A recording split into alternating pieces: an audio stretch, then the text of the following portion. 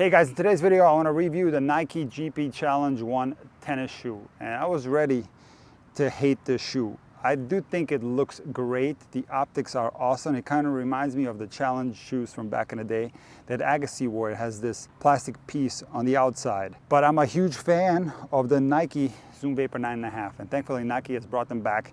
They were available for purchase throughout 2023. I hope they come up with new colors.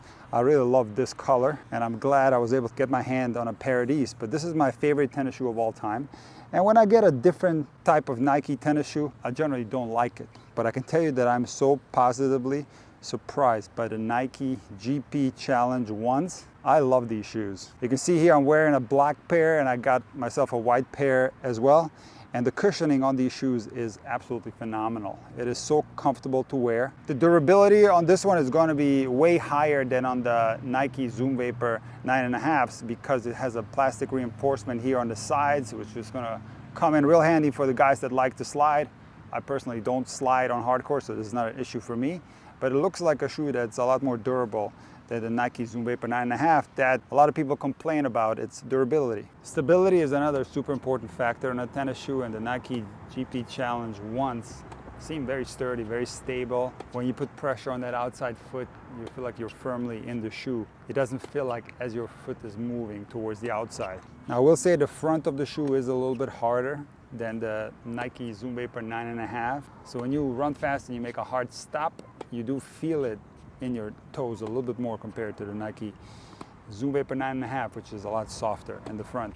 And again, I have a small pet peeve with this shoe, the tongue. So on the Nike Zoom Vapor 9.5 leather, the tongue is excellent. On the AJ3s, the Jordan tennis shoe, the tongue is excellent. On the Zoom Vapor 9.5s, the tongue is so-so because it scrunches up.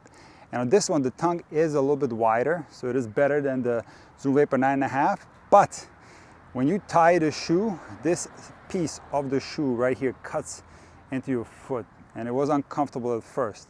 Interestingly, this was more of an issue on the black one than the white one. I didn't feel this part of the shoe so much on the white one, but I did feel it on the black one, which is the exact same shoe. So I might have just gotten a bad one out of the batch on the black one, but again, I'm so positively surprised with the shoe. I heard that this version replaces the Nike GP Turbo. And honestly, I'm not sponsored by Nike, as you know. I'm not sponsored by Tennis Warehouse. I want to give you the most honest reviews when it comes to tennis equipment. And like I said, I was ready to bash this one, but I gotta say, this is a surprisingly high quality, very comfortable, a good performing tennis shoe, and I can recommend that you buy it.